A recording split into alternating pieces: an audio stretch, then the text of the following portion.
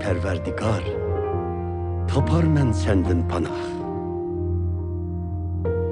Meni hergiz şelbenli kıma. Kutkuz meni, hakkani sen daima.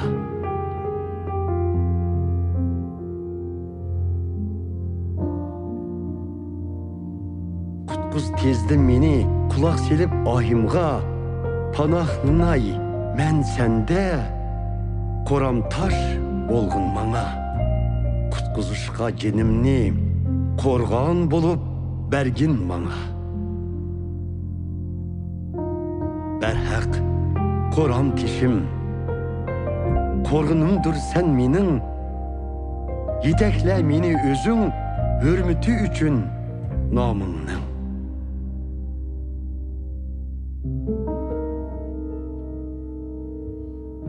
Ey Perverdigar, vafadar Xuda, tapşırdım ruhimni kolunga. Tayar sen özün meni kutkuzuşka.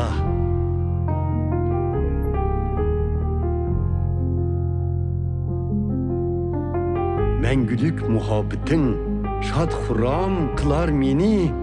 Berhak, ködün capalarımni, bilip yettin azaplarımni.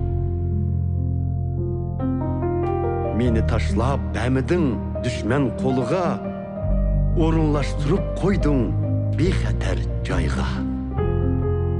Ey Perverdigar, kılgaysan maňa rahim, çünki men külpet kaldım, dert elemdin xaraleştik közlerim, acızlap ketdi hem ruhim, tenim.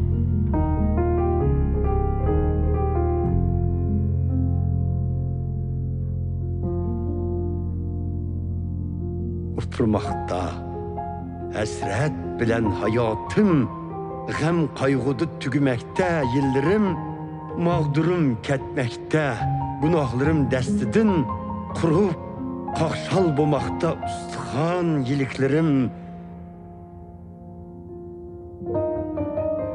Kaldım düşmanlarımның hakaretige, hatta koşunlarımның ahanetige.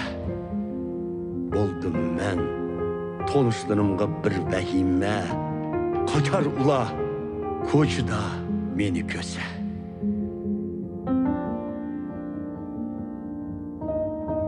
Unutuldum men, xuddi ölgen ademledek. Taşlandım, pe'eyni sungan sapal kacıladek.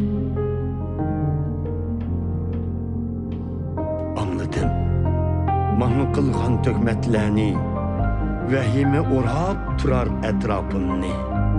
Mesetişer maňa karşı ula, plan tüzer almak bulup jenimni.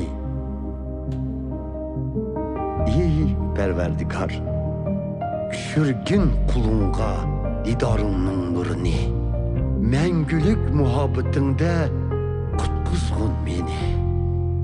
Sana ihlas kılağa, iltifatların ne kadar moldur ulağa.